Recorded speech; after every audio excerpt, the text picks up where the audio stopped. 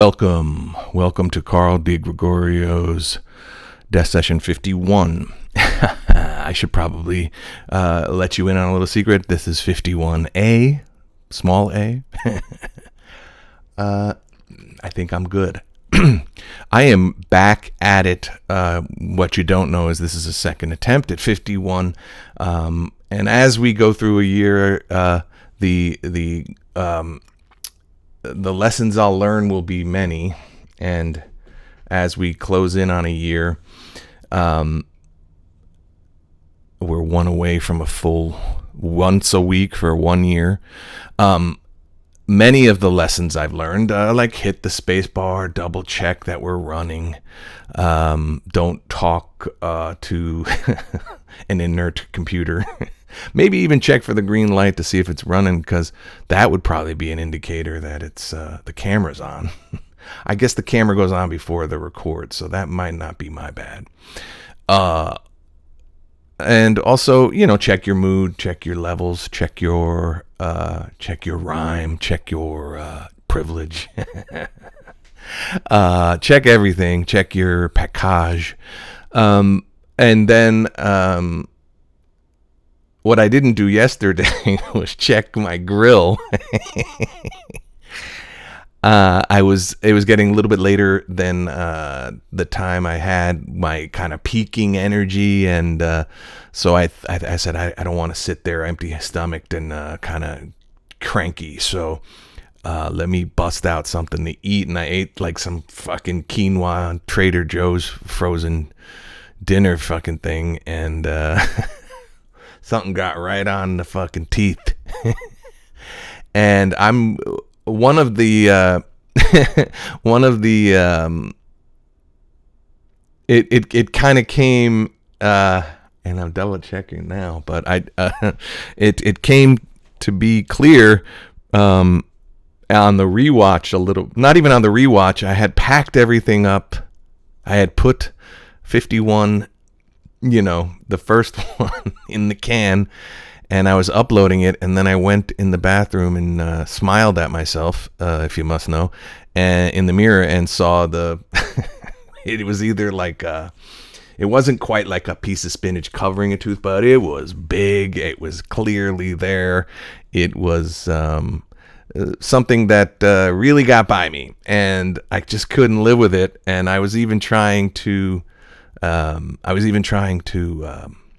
sort of figure out a way to do like little jump cuts. Like I could cut the smile off and move on, because one of the things is that I'm not like a teeth talker.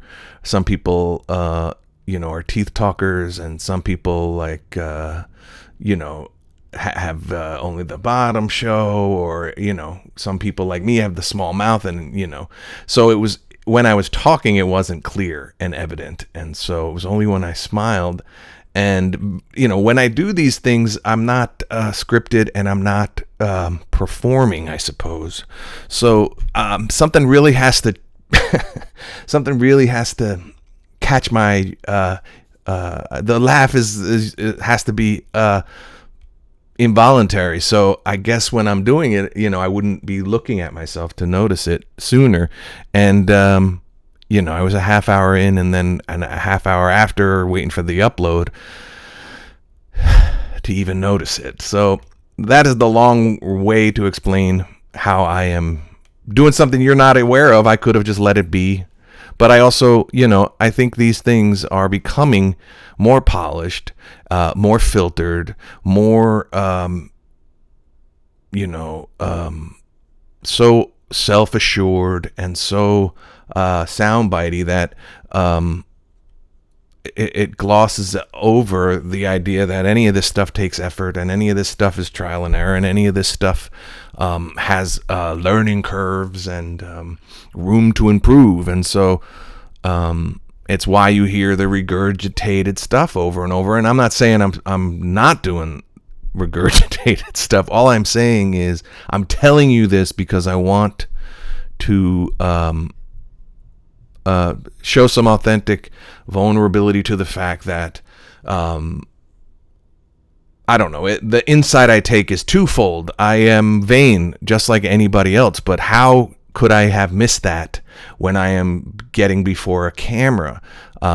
And so maybe my vanity or my willingness to look in the mirror, literally, and my lack of wishing to do so is a telling. Or I use like a vanity mirror on my desk to put in my contacts. So I could always check, they say check the gate when they want to make sure that we're clear. I could check the gate on my grill, and these are sort of common sense things, but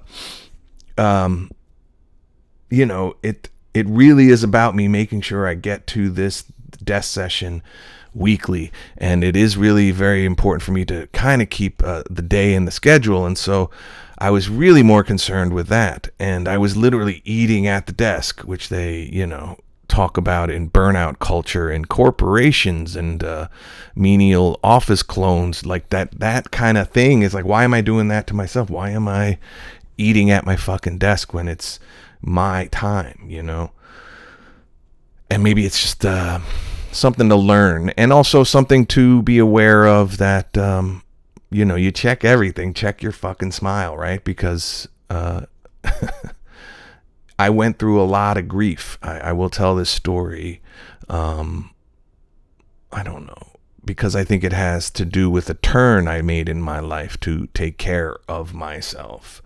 And I was a late bloomer in terms of dental and oral care for myself. I had lived so long in New York and in LA in a kind of an impoverished mindset, not proudly and not probably even accurately, but I just had this erroneous notion that a dentist in my condition of neglect would be thousands of dollars, and I was right. I had avoided it for a long time and had to get a deep clean that bled me out, and my reasoning for going to the dentist was I wanted to get Invisalign because I had neglected my normal checkups all my life, that my wisdom teeth came in and impacted and moved everything around. And this is why I bring up that I didn't check my grill for having a fucking thing on my tooth for a desk session, or for imagine doing that on a David E. Kelly thing. I mean, like, you gotta check, not out of the pure vanity of it, but out of the distraction. That's why hair and makeup is done on these things, obviously to enhance the features of people who are under extreme lights, but it's really so that it's not a distraction, like a flyaway. There are, and I'm the worst, because I will watch stuff and look for continuity mistakes, and there's a couple of times you'll see flyaways, or a guy, a lot of it has to do with scheduling. Like, the dude couldn't get to his usual barber and they just tried to mat it down and it flared up. And so hair and makeup is for the vanity of preserving pretty faces, but it's also for it not to be a distraction, imperfections that will clearly draw your attention, like a fucking piece of spinach or quinoa or whatever the fuck was on my teeth. And so I bring up the fact that I wanted to get Invisalign to fix my smile and to make myself more camera ready.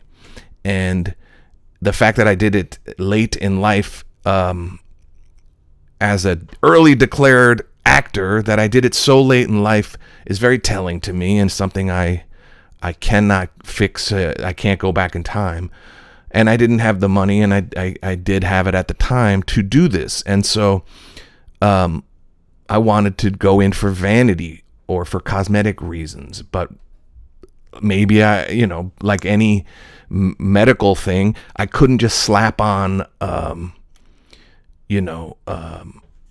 I couldn't just do body work. I had to go into the machine of what was wrong with my dental care. And, in my 40s, I had to get my wisdom teeth pulled out, and they were impacted. One tooth was like this into the next tooth. And I remember in New York being in my 20s and just sweating it out over like getting fevers and sweating it out over the weekends, and it was related to these teeth coming in and going the wrong direction and pushing other teeth. And I just sort of lived with it. Not to make myself sound like I was living with some kind of affliction. I was just neglectful and not caring for myself. And so wanting to have a better grill and for close-ups, and it all kind of coincided with obviously social media and doing more. Even if I wasn't working a lot on camera as an actor, I was doing stand-up, and you just start to see shit. And the few times I was on television, doing talking head stuff for Reels channel, this is why I have sympathy for that second or third season improvements you see on actors. It's two things. It's one, they didn't know the show was going to get picked up or that it was going to be a hit, and that usually they get a raise or they get to monetize other parts of their time. Seasons are shorter, so if something was a hit season 1 and then they don't come back for 2 years, or there were only 10 episodes but it was a hit and they had other gigs, but that momentum in their career picked up, and so they lean out, they fix their teeth, whatever they do, they look a lot better season 2 and 3, and a lot of times you get the season 3 for sure, you get the raises and things like that. And I have sympathy for that. I think the second reason people do all that is if you do watch yourself, maybe it's dysmorphia or hypercritical. And I know that a lot of acting coaches and self-tape kind of gurus online will tell you don't watch if you can't watch. And I may fall into that I shouldn't watch kind of guy. But all I can say is that I was at my worst sort of appearance and got TV gigs, and it really threw me, and in a good way it made me think I needed to get I needed to lose weight, and I needed to really think about what the fuck I was doing with my sideburns, and then again do something about my grill. And one of the things that is good or bad or whatever, the reason it was something I could sort of skip is that I'm not a teeth talker. And I had also had a persona of sort of disgruntled, rough, so I wasn't a big smiley guy, affable guy in my perception, and so it just didn't come up. But that was something I had probably concocted, and nothing like fixing your grill. But I say this to say that year that I had to do. And this is a long story about dental work. I don't know if this is the real interesting part of the story, but when people were asking me, what are you up to this year? And I'm like, it was literally like go in, get my fucking head wrecked by the dentist, and then recover to where he could schedule me for the next thing, all to get to the point where then I had to clap on my Invisalign. And the funny thing is I booked a show that way. They weren't shooting from the neck up. It was like these sort of dislocation body shots. So I even got to have Invisalign, not even take it. I guess I took it out because I had a sort of Invisalign lisp when I was wearing the device. So I took it off for the day of shooting. But I even got away and got a job on TV with it. So all of the apprehension of like putting myself on the bench, because if you get real braces and you're really on the bench when you do that. And so you tell your agents, don't send me out because I got real braces. So all of these things that actors and anybody goes through. And the joke, I forget, I think it was, it might've been Jesus Trejo. Some comedian made a funny post about, shoot, man, this would have been the pandemic would have been the perfect time to do Invisalign because we were wearing masks, and it was like the opposite for me. But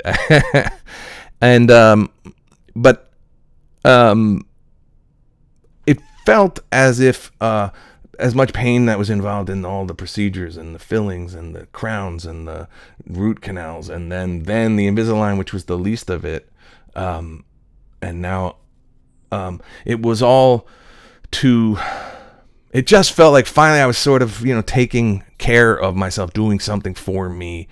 And I know too much of the internet is people declaring it's a new day, I'm doing things for me finally. And it's like, I don't know, half those people probably have only ever done things for themselves. But and so I know that sounds odd, and but it was a big step toward my sort of righting of the ship, if you will, if I've even righted the ship yet.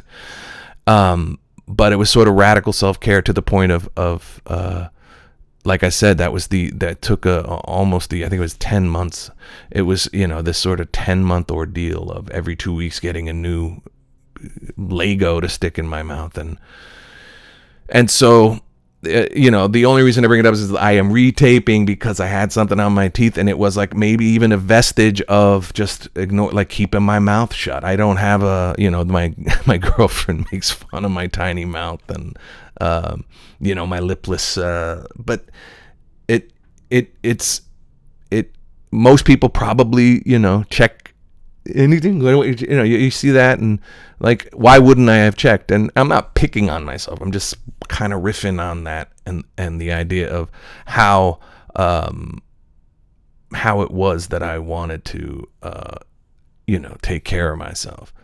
And like anything, I don't know what people spent on weddings in the 40s and 50s and 60s, but growth industries are sectors that find a way to become a growth industry. So at some point, I think that Vera Wang dress and all the wedding industrial complex made these things necessary so that budgets and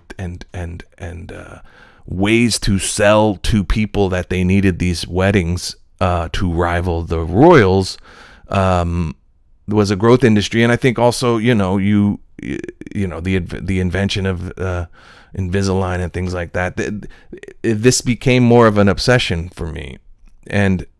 But all I'll say is, while I was wearing because I had to wear them at work, and when I was at work as a bartender, I wasn't particularly pleased all the time, so nobody needed to really see me smile, and I may have needed to work on my customer service. But there was one woman that came in who was really nice. We had a cool conversation, and I was making fun of myself. I'm like, yeah, I'm one of these adult dudes with braces. I'm that guy, and sort of making fun of myself. And she said, you know what? No, don't do that. She's like, you want to be great, and you're willing to make the sacrifice. And I had to talk to her about an audition that I had, and we were kind of going back and forth about it. She might have been in the industry or adjacent to it.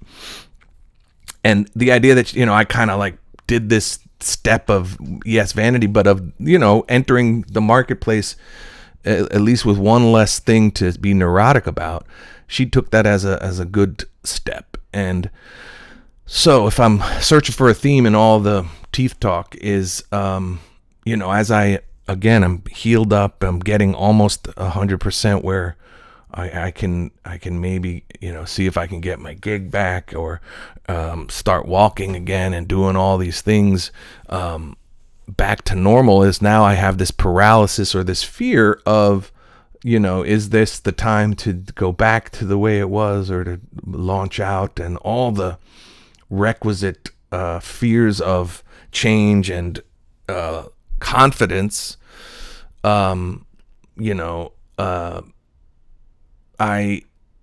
am thinking again about like, what's that next thing I have to do, because I want to be great, or that next thing that has to sort of fall, the next brick, or instead of using fall and sacrifice, maybe the next brick I place up on the wall, or the next level do I need to acquire self-discipline wise. What is it? Or is it faith, the leap of faith? Is it understanding how much it's going to take, and then putting in those man hours? And so I'm not afraid of that stuff. It's just that I don't know which ones pay off and put money in your hand, and so that's probably the thing. So doing this a second time, I don't know if I've improved on the material. It doesn't really seem like it in terms of what I said yesterday. I've abandoned even a glimmer of trying to duplicate that or remember the themes. That one's just going to be a mulligan. Maybe I'd have the balls down the line to do a blooper reel, or you could see, the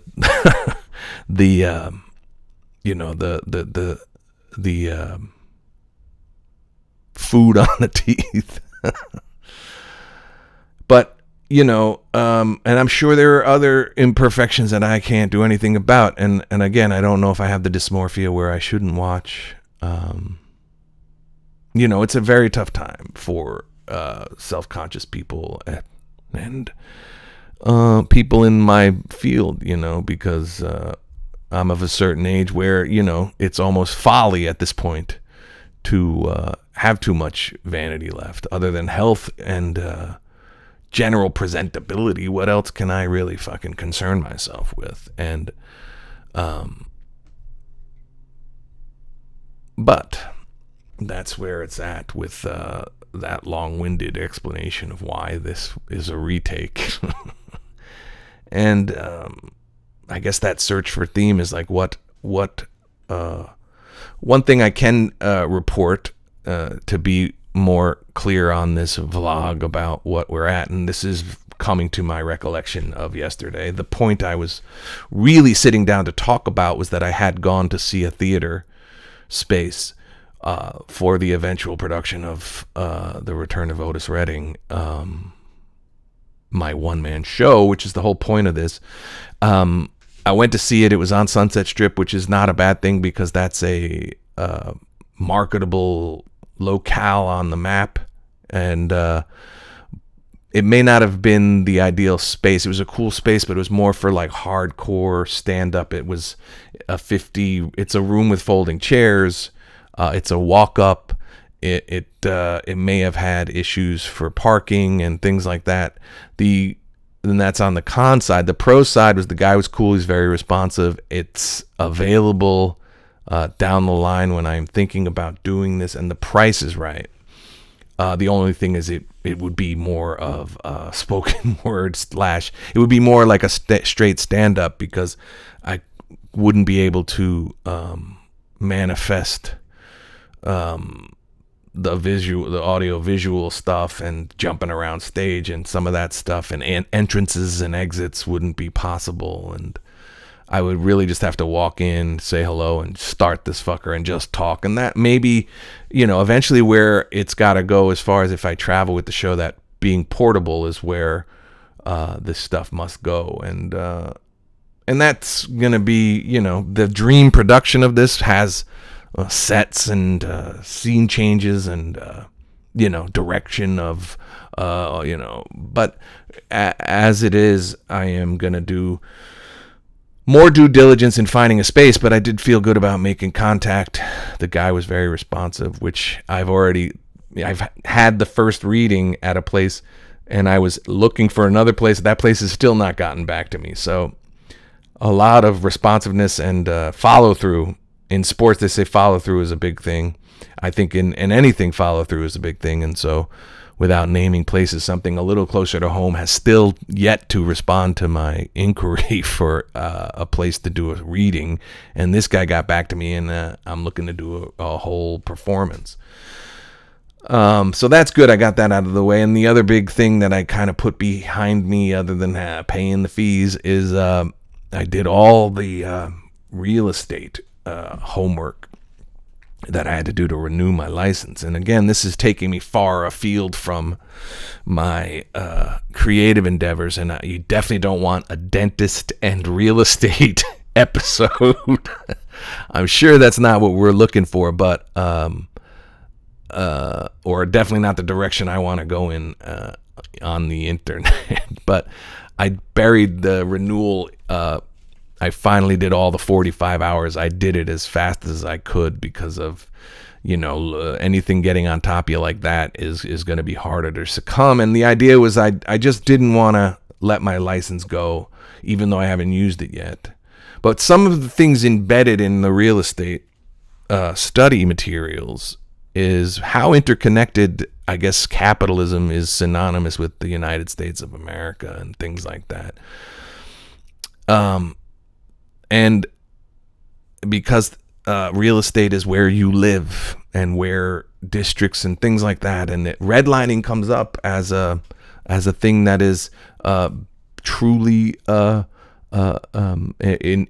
indisputable, thing that has afflicted our land. But what people forget is that there is green, there's blue, yellow, red. Like there are. It was a process of lenders forsaking certain neighborhoods as unsafe loans, that this was not expensive real estate, and so I think blue and blue is a good area, quote unquote, and red was a bad area. It wasn't like it was de facto delineating areas for undesirability, which would then you could use eminent domain to put a freeway right through somebody's neighborhood and things like that.